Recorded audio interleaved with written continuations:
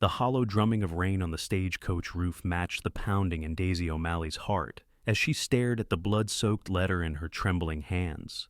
3 weeks ago, she'd had a voice that could charm birds from trees and a future as bright as a Texas sunrise.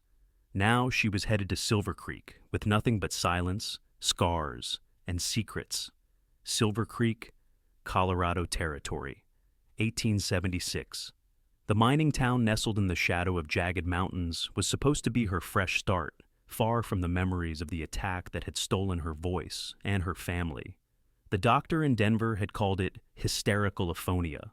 Trauma had rendered her mute, though her vocal cords remained intact. The voice will return when the mind heals, he'd said with clinical detachment, as if healing were as simple as stitching a wound.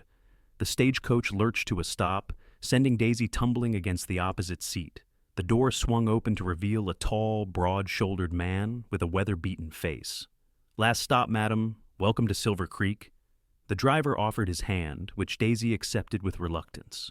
Her legs felt unsteady after 3 days of travel, her body stiff and aching. Silvercreek wasn't much more than a main street lined with false-fronted buildings, a church spire piercing the gray sky like an accusation.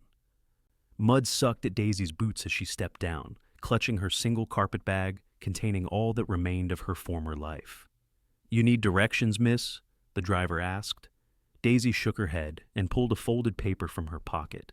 She pointed to the address of her aunt's boarding house scrawled in faded ink. "Ah, Mrs. Fincher's place. 3 blocks that way, yellow house with green shutters." He tipped his hat and turned back to unloading the luggage for the other passengers. The weight of strangers' stares followed Daisy as she walked. She knew what they saw, a slender young woman of 22 with copper-colored hair tucked beneath a modest bonnet, her green eyes downcast, her steps hesitant. What they couldn't see were the nightmares that haunted her sleep, or the screams trapped in her throat. As she approached the yellow house, the front door burst open, and a gray-haired woman in a flour-dusted apron hurried down the steps. "Daisy! Oh, my sweet girl!" Aunt Hester's embrace smelled of bread and lavender, a comforting memory from childhood visits. "Your telegram said to expect you today, but I worried when the skies opened up." Daisy returned the embrace, feeling the first genuine warmth she'd experienced in weeks. Aunt Hester pulled back, her kind eyes searching Daisy's face. "Your mother's letter explained about your voice." She squeezed Daisy's hands. "Don't you worry, we'll find our way to communicate." Daisy nodded, relief washing over her. At least here, she wouldn't have to explain her silence. Inside, the boarding house was warm and welcoming, with polished wooden floors and simple furnishings. Aunt Hester showed her to a small but clean room on the 2nd floor, with a narrow bed and a window overlooking the street. "Rest now," Aunt Hester said. "Supper's at 6. You'll meet the other boarders then, just 3 gentlemen at present, all respectable types." She paused at the door. "Your mother wrote that the doctor believes your voice will return. I believe it too, when you're ready." Alone in the room, Daisy unpacked her few belongings. 2 dresses, undergarments, a hairbrush, a small journal with pencil, and a daguerreotype of her parents. She touched the faces in the image, her throat constricting with grief. The outlaws who'd attacked their homestead had taken everything her father's life, her mother's will to live, and Daisy's voice, stolen in a single night of terror. At precisely 6 o'clock, Daisy descended the stairs, her palms damp with anxiety at the prospect of meeting strangers. The dining room held a long oak table set for 5, with mismatched chairs and simple china. 2 men were already seated, an elderly gentleman with spectacles and a younger man with a clerk's ink-stained fingers. "Gentlemen," Aunt Hester announced, "this is my niece, Miss Daisy O'Malley. She'll be staying with us indefinitely. Daisy, meet Mr. Whitaker, our town school teacher, and Mr. Jenkins, who works at the assayer's office." Both men stood politely. Mr. Whitaker offered a grandfatherly smile, while Mr. Jenkins mumbled a shy greeting. Daisy nodded in acknowledgement, taking a seat beside her aunt. "Miss O'Malley is recovering from an illness that's affected her voice," Aunt Hester explained smoothly, saving Daisy from awkward questions. "She communicates just fine through writing when necessary." The front door opened with a gust of wind, and heavy footsteps sounded in the hallway. A moment later, The third boarder entered the dining room, removing his hat to reveal hair the color of burnished copper, a shade darker than Daisy's own. He was tall and broad-shouldered, with a strong-jawed face weathered by sun and wind. His clothes, though clean, bore the unmistakable signs of a working man, a cattleman, or rancher, Daisy guessed. "Sorry I'm late, Mrs. Fincher. Got held up at the livery." His voice was deep and resonant, with a slight drawl that hinted at Texas origins. "Mr. Zane, meet my niece, Miss Daisy O'Malley," Aunt Hester said. "Daisy, this is Owen Zane. He manages the Triple R Ranch outside town." Owen Zane's blue eyes met Daisy's, and something inexplicable passed between them, a current of recognition, though they'd never met. He nodded politely. "Miss O'Malley." Daisy inclined her head in greeting, suddenly aware of her heartbeat quickening. There was something about him that seemed both dangerous and steadying, like the solidness of earth during a storm. "Miss O'Malley is unable to speak at present," Aunt Hester informed him quietly. Understanding flickered across his face, but there was no pity in his expression, only a simple acceptance that Daisy found oddly comforting. Dinner passed in a blur of polite conversation around her. Mr. Whitaker discussed plans for the school's upcoming harvest festival, while Mr. Jenkins talked about gold prices and mining claims. Owen Zane spoke little, but when he did, everyone listened. He had a way of choosing words carefully, as if each one carried weight. Daisy ate quietly, responding to direct questions with nods or head shakes.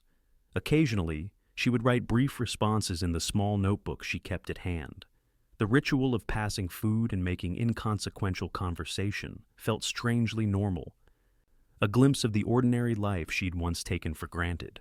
After dinner, while the men retired to the parlor for pipes and conversation, Daisy helped her aunt clear the table. "Owen Zane has quite a story," Aunt Hester remarked as they washed dishes side by side. "Came here 3 years ago with nothing but determination. Now he manages one of the biggest cattle operations in the county. Richard Rutherford, the owner, barely shows his face lives back east and leaves everything to Owen."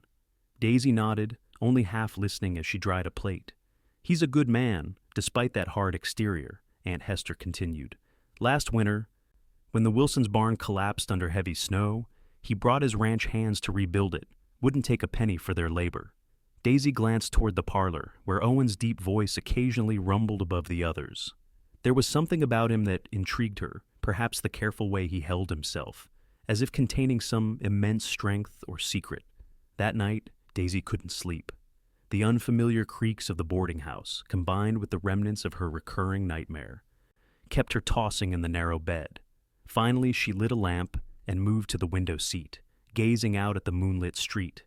A movement caught her eye, a tall figure walking slowly down the empty street, head bowed in thought.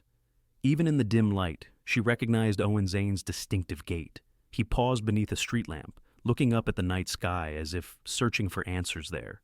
Something in his solitary vigil resonated with Daisy's own isolation, and she pressed her palm against the cool glass, wondering what demons kept him from sleep.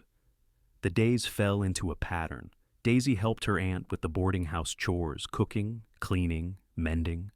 She avoided the busier parts of town, preferring the quiet routine of domestic work to the curious stares of strangers. She wrote regularly in her journal, finding solace in giving shape to her thoughts, even if her voice remained locked away.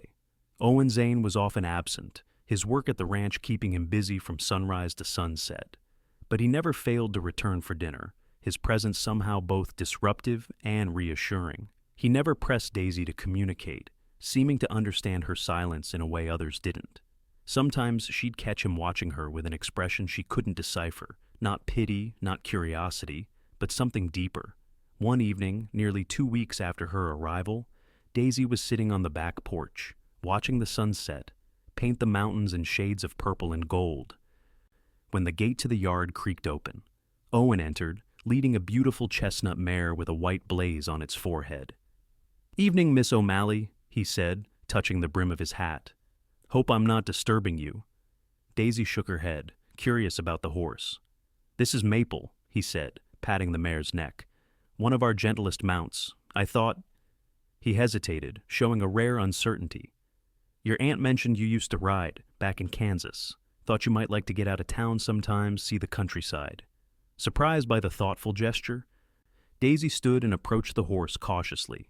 Maple nickered softly as Daisy stroked her velvety nose, a forgotten joy blossoming in her chest. She'd loved riding since childhood, but hadn't been on horseback since before the attack. She looked up at Owen, a question in her eyes. "She's yours to use whenever you wish," he said, understanding her unspoken query. "I'll keep her at the livery in town, all expenses covered. Fresh air and open spaces can be healing." Daisy fumbled for her notebook, scribbling quickly. "Why would you do this for me?" Owen read her note, his expression thoughtful. Everyone deserves a chance to feel free, especially when life has put them in a cage. The simple wisdom of his words struck Daisy deeply. He understood confinement, perhaps not her specific circumstances, but the universal human experience of being trapped by circumstances beyond control. "Thank you," she wrote, the words inadequate for the emotion behind them.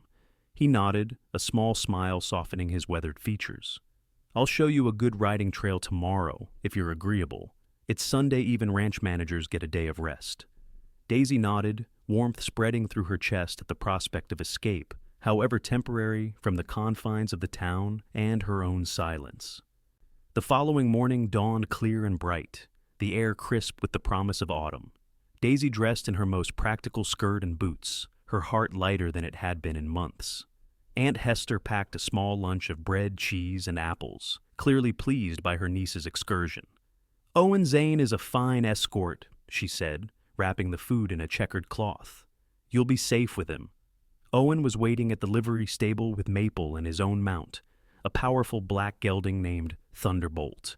He helped Daisy into the saddle with strong, respectful hands, then mounted his own horse with the fluid grace of a man who'd spent his life on horseback. They rode out of town at an easy pace, following a trail that wound through aspen groves where leaves shimmered gold in the morning light.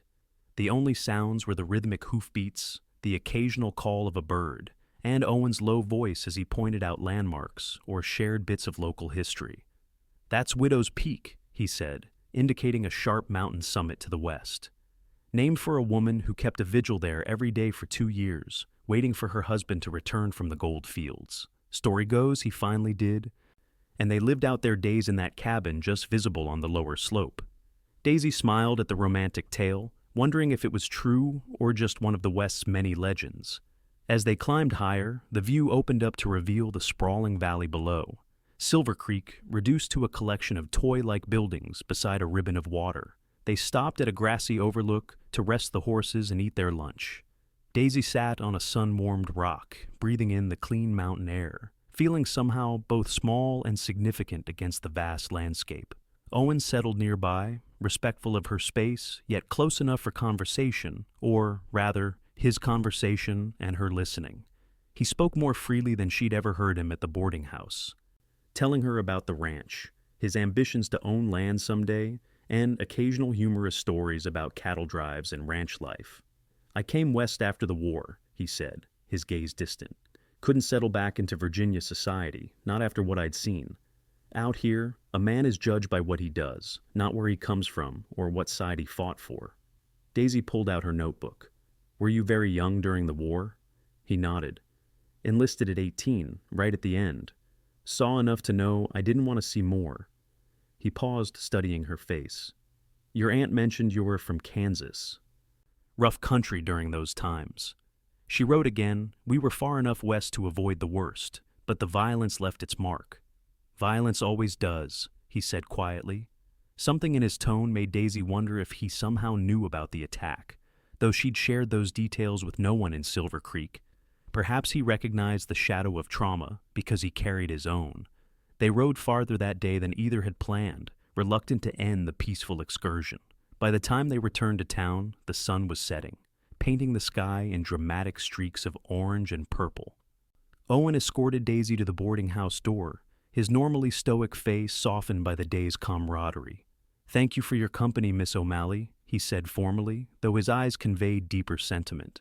"Maple is yours to ride whenever you wish. The livery stable has instructions." Daisy nodded, wishing desperately for words to express her gratitude, not just for the horse, but for the precious gift of normality he'd given her, hours where she wasn't defined by her silence or her past. That night, for the first time since the attack, Daisy slept without nightmares. The Sunday rides became a ritual. Each week, Owen would escort Daisy to different areas around Silvercreek, a hidden waterfall, an abandoned mining camp reclaimed by wildflowers, a high meadow where elk grazed unafraid. During these excursions, the barriers between them gradually lowered. Owen spoke of his childhood in Virginia, his difficult relationship with his father, his dreams of building something lasting in this untamed territory. Daisy communicated through notes, gestures, and expressions, sharing pieces of herself that she'd kept hidden since the attack. On their fourth Sunday together, they stopped at a pristine mountain lake, dismounting to let the horses drink. The October air was crisp, the aspens a riot of gold against the evergreen backdrop. Owen spread his coat on a boulder for Daisy to sit on, then skipped stones across the glassy surface of the water. "My father would call this a waste of time," he said with a wry smile. "Sitting by a lake when there's work to be done. He believed idle hands were the devil's workshop." Daisy scribbled in her notebook. "And what do you believe?" Owen considered the question seriously. "I believe there's value in stillness, in taking time to see what's around you." He glanced at her. "In finding moments of peace where you can." She wrote again. "Is that why you help me? To find peace?" "Maybe I'm being selfish," he admitted. "These Sundays have become important to me, too." Their eyes met, and Daisy felt a flutter in her chest that had nothing to do with her condition. Over these weeks, Owen Zane had become more than just a kind stranger. He'd become someone she looked forward to seeing, someone whose presence made her feel safe and understood. As autumn deepened, the town of Silvercreek prepared for its annual harvest festival.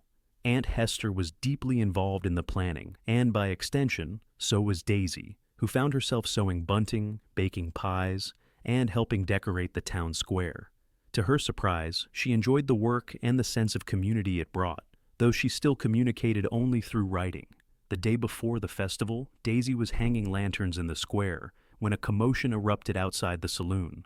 A group of rough-looking men had ridden into town trail hands from a cattle drive, judging by their appearance. They were already half drunk and looking for entertainment. "Well, look at the pretty little thing," one called out, noticing Daisy on her ladder. "Why don't you come down and give us a proper welcome to town, sweetheart?" Daisy froze, her heart racing as unwanted memories flooded back. The leering faces, the crude comments they were too similar to the night at the homestead. The man approached, swaggering with liquor-fueled confidence. "Cat got your tongue, darlin'?" I said. "The lady isn't interested." Owen's voice cut through the air like a whip as he stepped between Daisy and the drover. He'd been delivering supplies for the festival and had witnessed the exchange. The drover sneered. "I was just being friendly. Ain't no law against that."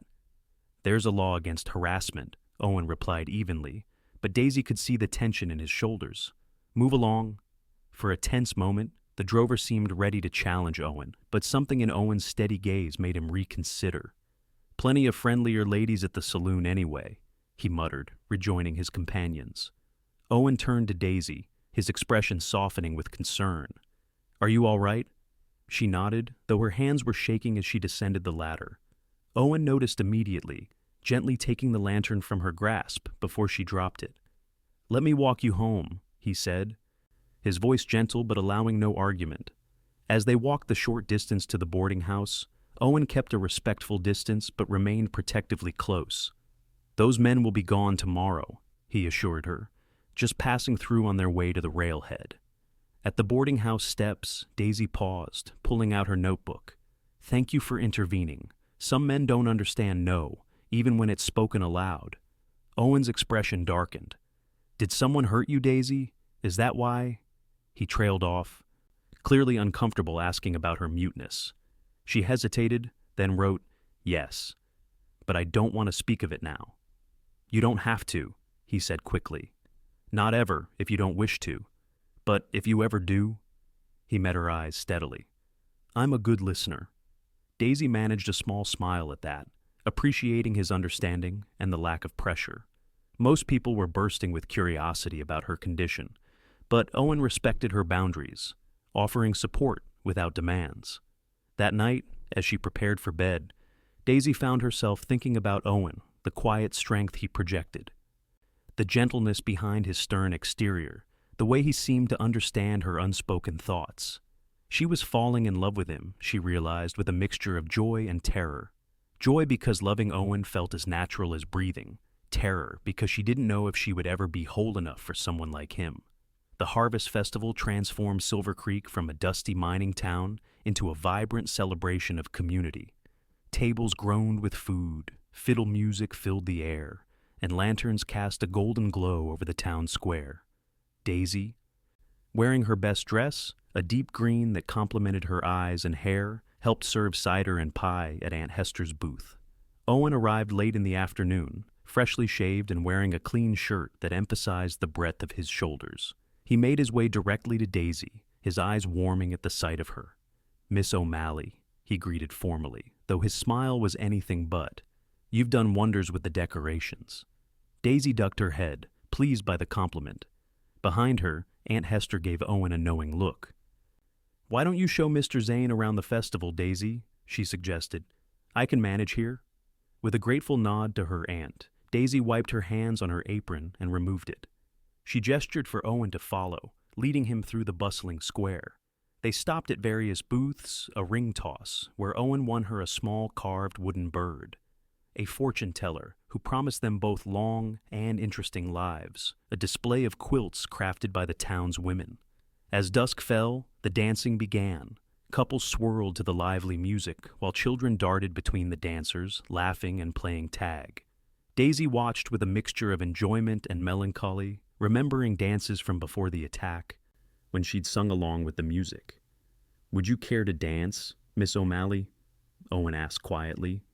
Daisy hesitated, then shook her head, gesturing to her throat, and then to the musicians. Trying to convey that dancing without being able to converse seemed awkward. "I'm not much for talking while dancing anyway," Owen said with a small smile. "Always too focused on not stepping on my partner's toes." His admission made her smile, and after another moment's hesitation, she nodded her acceptance. Owen led her to the edge of the dancing area, placing one hand respectfully at her waist while taking her other hand in his. His touch was warm and steady, like the man himself. They moved together to the music, a simple waltz that required no conversation, only the harmony of movement. Daisy found herself relaxing into the dance, into Owen's gentle guidance.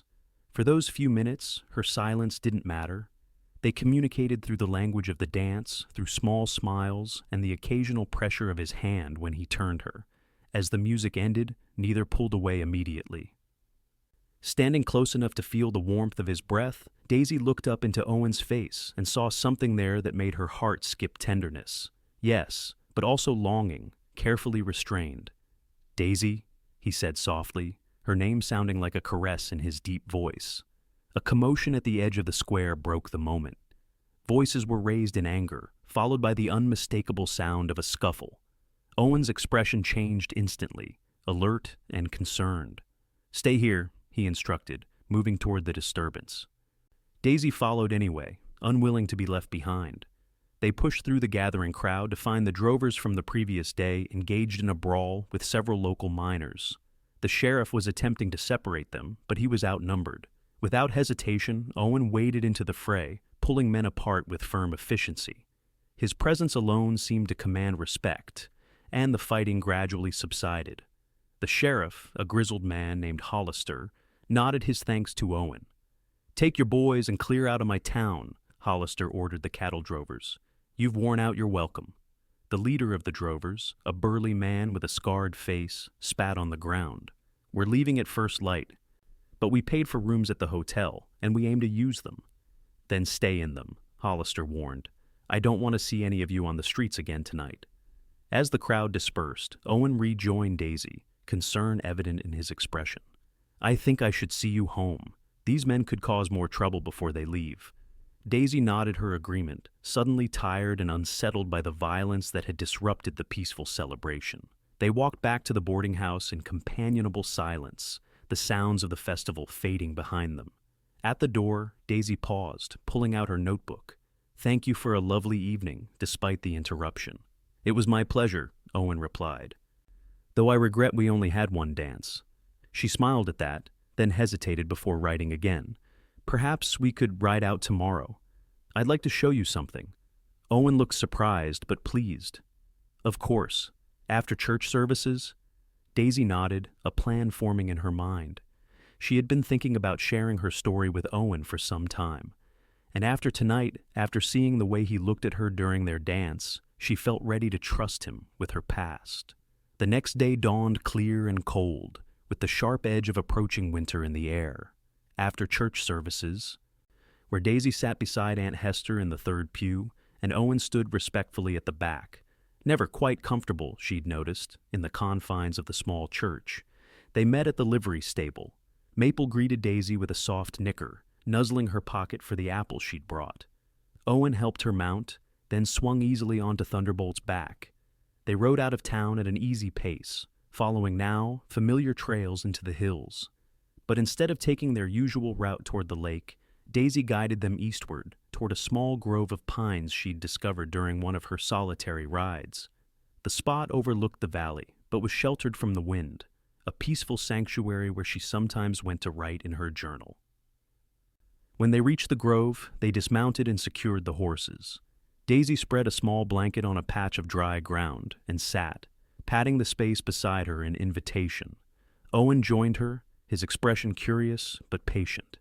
Taking a deep breath, Daisy opened her journal to a page she'd written the night before, then handed it to Owen. He accepted it with careful hands, as if understanding the significance of what she was sharing. The journal entry began, "Last April, 3 men came to our homestead near Dodge City. My father was away in town. They said they were looking for work, but their eyes told a different story."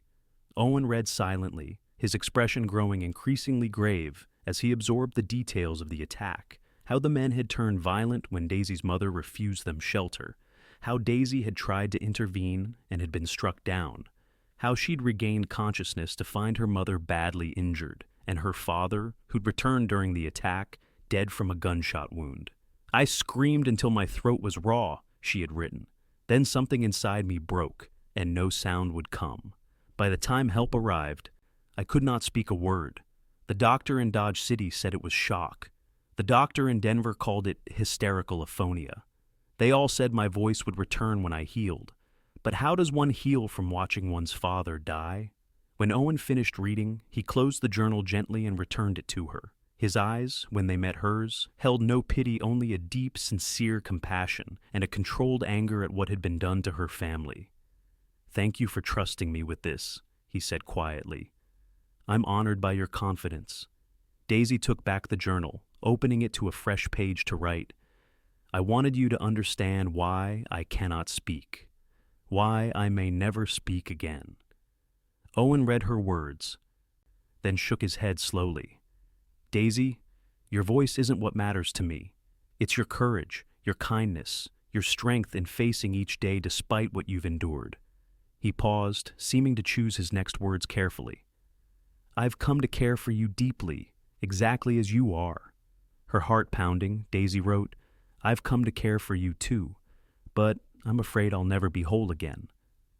"We're all broken in some way," Owen said, his voice rough with emotion. "Some scars are just more visible than others." He hesitated, then reached slowly for her hand, giving her time to pull away if she wished. When she didn't, he entwined his fingers with hers. "I have my own demons, Daisy, nightmares from the war, a father who died never forgiving me for fighting on the wrong side, a lifetime of feeling like I don't quite belong anywhere." The honesty of his confession touched her deeply. Here was a man who understood pain, who didn't pretend life was simple or healing straightforward. Yet he had built something meaningful from the broken pieces of his past. They sat together in the pine grove for hours, the sun tracking westward across the sky. Sometimes they communicated through Daisy's written words, sometimes through the eloquent silence between them. At some point, Owen's arm slipped around her shoulders, and she leaned into his strength, feeling safer than she had since before the attack. As the afternoon waned, Owen spoke of practical matters. "I've been saving to buy my own land," he told her. "There's a parcel east of town with good water and grazing. The owner's willing to sell come spring." Daisy wrote, "Your own ranch?" He nodded. "A modest start, but mine. No one to answer to but myself." He paused. his arm tightening slightly around her. "I've been alone a long time, Daisy. I thought that was my lot in life, until you came to Silvercreek." She looked up at him, her heart in her eyes, unable to hide the depth of her feelings. Slowly, giving her every opportunity to pull away, Owen lowered his head and brushed his lips against hers, in a kiss so gentle it brought tears to her eyes. When he pulled back, his expression was tender but serious. "I won't rush you, Daisy O'Malley. You've been through hell, and you deserve time to heal. But I want you to know my intentions are honorable. I hope, in time, you might consider a future with me." Daisy wrote quickly, her hand trembling slightly. "I don't need time to know how I feel about you." Owen's smile transformed his face, erasing the habitual sternness and revealing the warmth she'd always sensed beneath his reserved exterior. He kissed her again, this time with more assurance, his hand cradling her face as if she were precious beyond measure. They rode back to town as the sun was setting, a companionable silence between them, now charged with new meaning and possibility. At the boarding house, Owen helped her dismount, his hands lingering at her waist. "May I call on you properly?" he asked. "Speak to your aunt about my intentions?" Daisy nodded, happiness bubbling up inside her like a spring. She had never expected to find love in Silvercreek, especially not in her broken, silent state. Yet Owen saw beyond her silence to the woman beneath, offering acceptance instead of pity, partnership instead of protection. That night, she wrote in her journal, "Perhaps healing doesn't mean returning to who I was before.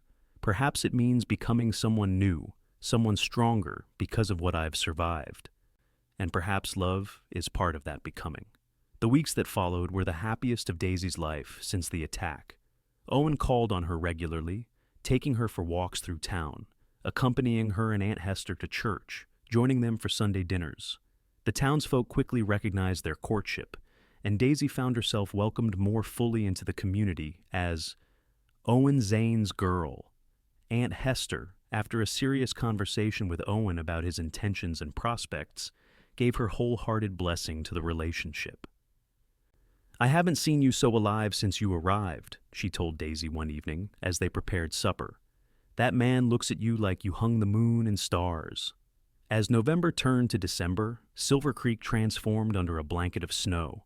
The mountains gleamed white against the brilliant blue sky, and the town prepared for Christmas with greenery and ribbon decorations. Daisy, caught up in the festive spirit, helped Aunt Hester bake cookies and sew gifts for the boarding house residents.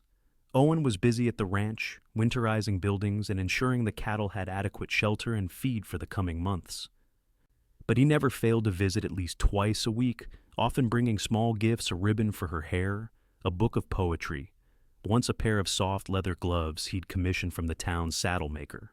One snowy evening, as they sat together on the parlor sofa after the other boarders had retired, Owen shared news that both excited and unsettled Daisy. "I've made an offer on that parcel of land," he said, his voice low to avoid disturbing the household. "The owners accepted. I'll take possession in February." Daisy smiled and squeezed his hand, genuinely happy for him. This ranch was his dream, the culmination of years of hard work and saving. "There's a small cabin on the property," he continued. "Nothing fancy but solid. I thought—" He paused, seemingly gathering courage. "I thought perhaps, come spring, you might consider becoming my wife and making it our home." Though she'd known they were moving in this direction, the actual proposal still took Daisy's breath away. She fumbled for her notebook, but Owen stopped her with a gentle hand. "You don't need to answer now," he said. "I know it's a big decision. The cabin is primitive compared to your aunt's house, and it would be a solitary life, at least at first. I want you to be sure." Daisy shook her head, frustrated by her inability to express her feelings immediately. She took his face between her hands, looking directly into his eyes, trying to convey what words couldn't. Understanding dawned in his expression. "You're saying yes?" She nodded emphatically, her eyes bright with happy tears. Owen gathered her in his arms, holding her close as if she were the most precious thing in his world. "I promise to make you happy, Daisy," he whispered against her hair, "to build a good life for us. You'll never regret taking a chance on me." She pulled back just enough to look into his face, then pressed her lips to his in a kiss that conveyed all the words locked inside her, her love, her trust, her commitment to their shared future. When they told Aunt Hester the next morning, she wiped away tears of joy, then immediately began planning for a spring wedding. "Nothing elaborate," she assured them, seeing Daisy's worried expression. "Just family and close friends. We'll host it right here at the boarding house." Christmas arrived with a fierce blizzard that kept many townspeople home, including Owen, who was stranded at the ranch for 3 days. When he finally made it to town on Christmas Day, his beard was frosted with ice and his hands chapped from the cold, but his eyes lit up at the sight of Daisy waiting anxiously by the window. They exchanged simple gifts: a hand-knitted scarf from Daisy, a delicate silver locket from Owen that had belonged to his mother. Inside the locket was a tiny photograph of the two of them, taken by the traveling photographer who had visited Silvercreek in November. "So, I'm always with you," Owen explained as he fastened it around her neck. As winter deepened, Owen spent more time at his future property, making repairs to the cabin and outbuildings in preparation for their life together. Sometimes Daisy accompanied him, helping to clean the small 2-room structure and offering suggestions for improvements. Together, they selected a spot for a garden, discussed where furniture might go, and dreamed of the home they would create. The cabin was indeed primitive, a main room with a stone fireplace that served as kitchen and living area, and a small bedroom with unfinished walls. But Daisy saw its potential, and more importantly, she saw the pride in Owen's eyes as he showed her the land that would soon be theirs. "We'll add on as we can," he promised. "Maybe a proper kitchen by next winter, another bedroom for—" He stopped, his cheeks reddening slightly. "For the future," he finished. Daisy smiled, understanding the unspoken hope for children someday. She had wondered, in her darker moments, if her muteness would affect her ability to be a mother. How would she sing lullabies or call out warnings? But watching Owen plan so confidently for their future helped quiet those fears. February brought Owen's official ownership of the ranch, which he named Twin Pines after the distinctive pair of tall ponderosas that stood near the cabin. He hired 2 experienced ranch hands and purchased a small herd of cattle to start his operation, working dawn to dusk to establish the foundations of their livelihood. Through it all, Daisy remained his steadfast support, communicating through notes, gestures, and the deep understanding that had grown between them. Though she still couldn't speak, she found other ways to express herself through her baking, which Owen claimed was better than any he'd tasted, through her sketches of the ranch and cabin that showed how she envisioned their home, through the eloquent touch of her hand on his arm when words weren't necessary. As March turned to April and the snow began to melt from the lower elevations, wedding preparations intensified. Aunt Hester and the town seamstress collaborated on a simple but elegant white dress for Daisy. Invitations were sent to the few relatives who might attend, including Daisy's mother, who had relocated to St. Louis after her recovery. "Will your mother come?" Owen asked one evening as they sat on the boarding house porch watching the sunset. Daisy shrugged, then wrote in her notebook, "She's still fragile. The journey may be too much." Owen nodded, understanding the complex grief that still existed between mother and daughter. "And no word about the men who attacked your family?" She shook her head. The criminals had vanished into the vastness of the frontier, likely never to be brought to justice. It was a hard reality of life in the West, where law often extended only as far as the local sheriff's jurisdiction. "I've been thinking," Owen said after a moment, "after we're married, if you wanted to try and find them someday, I'd help you, not for vengeance, but for closure." Daisy considered his offer, touched by his willingness to help her face her past. But after a moment she wrote, "They've taken enough from me. I don't want to give them any more of my life." Owen smiled, a mixture of pride and love in his expression. "You're the strongest person I know, Daisy O'Malley." 3 weeks before the wedding, disaster struck. A late spring blizzard swept down from the mountains with little warning, catching Owen and his men out with the herd. They managed to drive most of the cattle to shelter, but in the process, Owen's horse slipped on an icy slope, throwing him against a boulder. Word reached town the next day, brought by one of the ranch hands who'd ridden through the dying storm. "Mr. Zane's hurt bad," he told Aunt Hester at the door, his face grave. "Doc Williams is with him at the cabin, but he's asking for Miss O'Malley." Panic seized Daisy's heart. Without hesitation, she threw warm clothes into a bag and prepared to ride out with the ranch hand. Aunt Hester, concerned about the still dangerous conditions, tried to dissuade her. "The trails will be treacherous, Daisy. Wait until tomorrow when it's safer." But Daisy was adamant. She scribbled a note. "I must go to him now." The ride to Twin Pines was arduous, the trail still partially snow-covered and muddy where the snow had melted. Twice, Maple nearly lost her footing on slippery slopes. But Daisy pressed on, fear for Owen driving her forward. When they finally reached the cabin, Daisy's heart sank at the sight of Doc Williams's solemn face as he met her at the door. "He's conscious, but in bad shape," the doctor said without preamble. "Broken ribs, internal bleeding, and a severe concussion. I've done what I can, but—" He hesitated. "You should prepare yourself, Miss O'Malley. The next 24 hours will be critical." Daisy pushed past him into the cabin, her legs shaking with fear and exhaustion. Owen lay on a cot near the fireplace, his face ashen against the rough blankets. A bandage circled his head, and his breathing was shallow and labored. She knelt beside him, taking his cold hand in hers. At her touch, his eyelids fluttered open, revealing pain-glazed blue eyes that struggled to focus on her face. "Daisy," he whispered, his voice barely audible. "You came." She nodded, tears streaming down her face as she pressed his hand to her cheek. "Don't cry," he murmured. "Just bad luck. I'll be up in no time." But his eyes drifted closed again, his strength exhausted by those few words. Daisy looked up at the doctor in alarm. "He's been drifting in and out," Doc Williams explained. "The concussion makes it hard for him to stay conscious. Keep talking to him when he wakes. It's important to keep his mind engaged." Daisy gestured helplessly to her throat, the irony of the situation not lost on her. The one time Owen truly needed to hear her voice, she couldn't provide it. For 3 days and nights, Daisy barely left Owen's side. She bathed his fevered brow, spooned broth between his pale lips when he was conscious enough to swallow, and held his hand through the worst of the pain. Doc Williams visited daily, his expression growing increasingly concerned as Owen's condition failed to improve. On the 4th night, a terrible storm lashed the cabin, rain and sleet pounding the roof like drumbeats.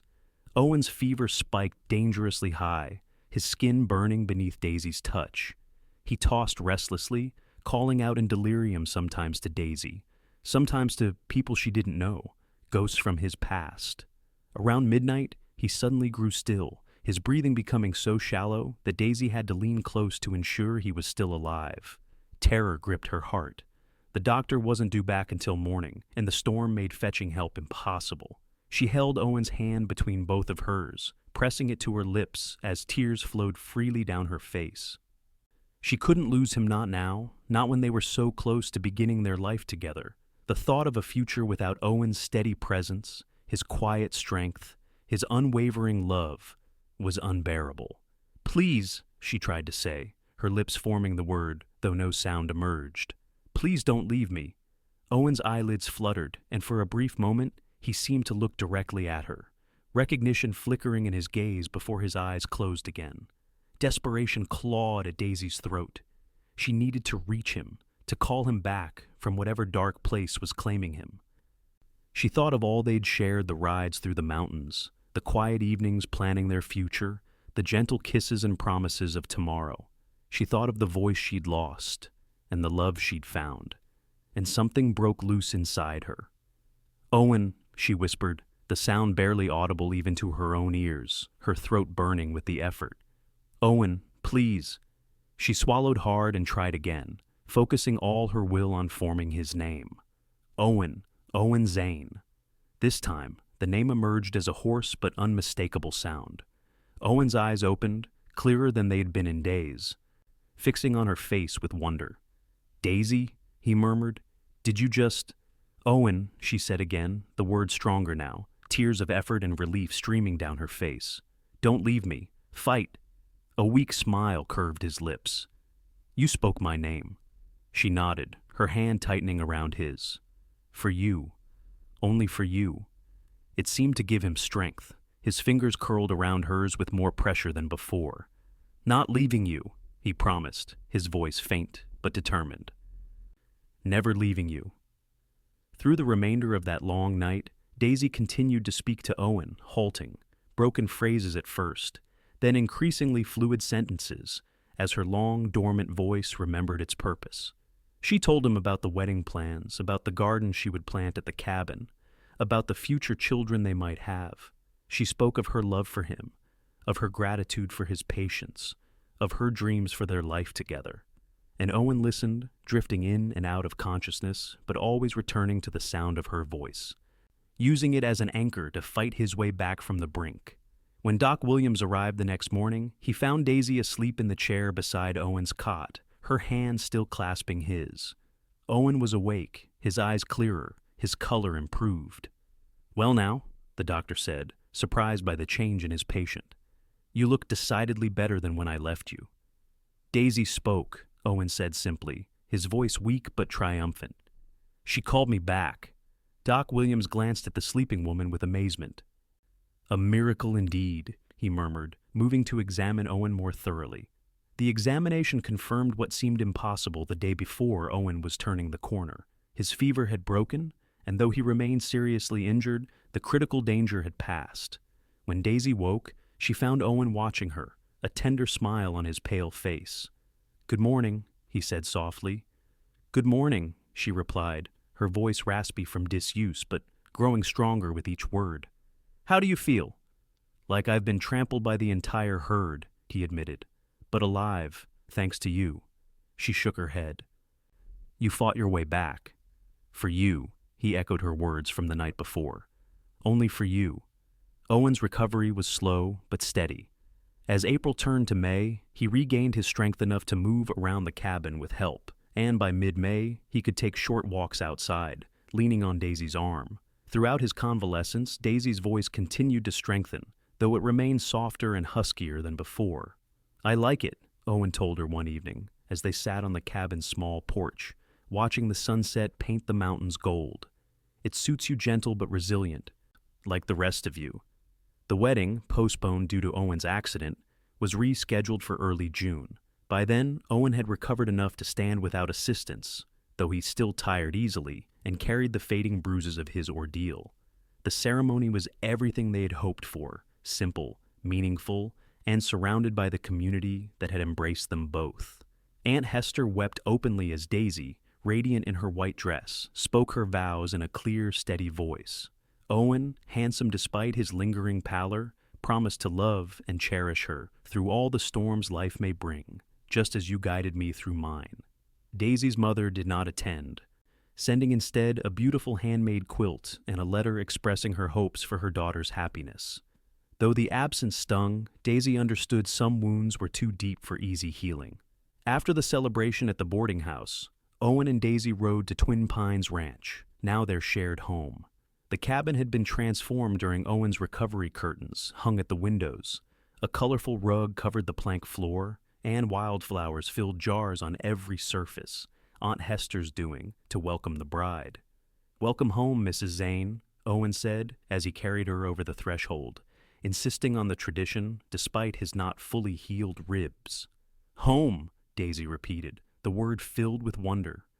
After months of displacement and uncertainty, she had found not just shelter, but belonging, not just safety, but love. That night, as they lay together in the quiet darkness of their bedroom, Owen traced the curve of her cheek with gentle fingers. "I've been thinking about what happened," he said softly. "How you found your voice again."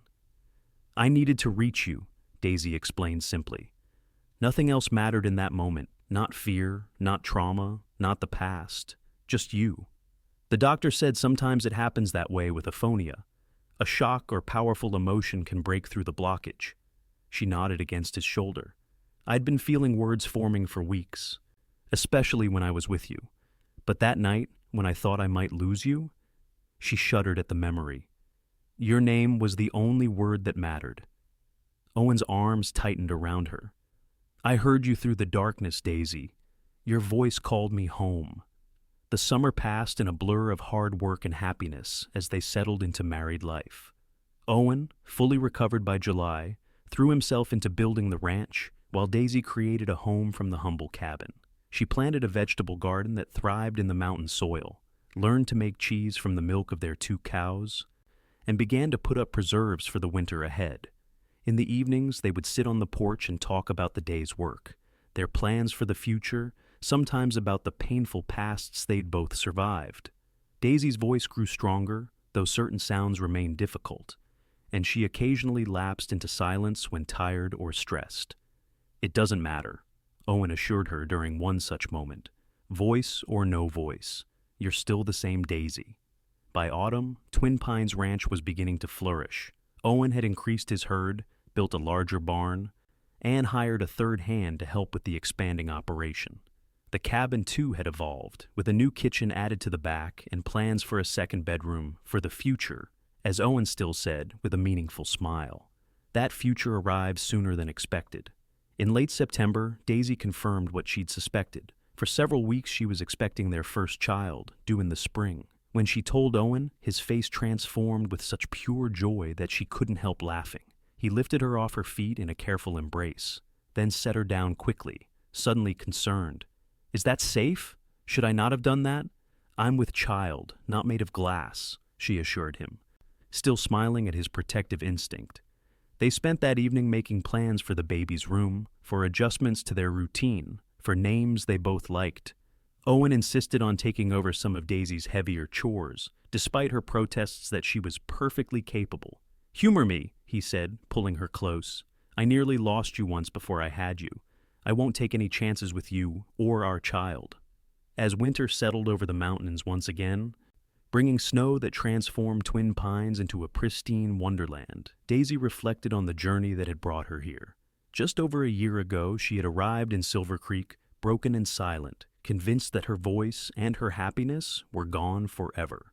Now she sat by the fire in a home built with love, her husband's hand resting protectively on her growing belly, her voice returning stronger each day. The past still cast its shadow occasionally. Both she and Owen had nights when old traumas revisited in dreams, but those shadows no longer defined their lives. On Christmas Eve, as they sat by the fire after a simple but festive dinner, Owen presented Daisy with a gift, a small leather-bound book with blank pages. "For our child," he explained, "I thought you might want to write down stories or songs, things to share as they grow."